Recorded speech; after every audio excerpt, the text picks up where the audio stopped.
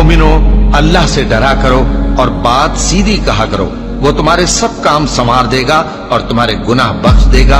और जो शख्स अल्लाह और उसके रसूल सल्लल्लाहु अलैहि वसल्लम की फरमाबरदारी करेगा तो बेशक बड़ी मुराद पाएगा। हमने बारे अमानत को आसमानों और जमीन और पहाड़ों पर पेश किया तो उन्होंने उसके उठाने से इनकार किया और उससे डर गए, और इंसान ने उसको उठा लिया।